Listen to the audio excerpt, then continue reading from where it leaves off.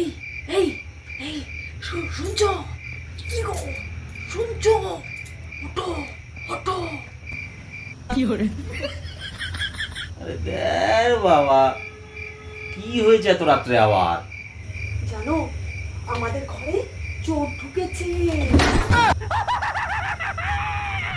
চোরটা ঢুকে না, আমি তোমার জন্য যে কেকটা করেছি সেটা খাচ্ছে।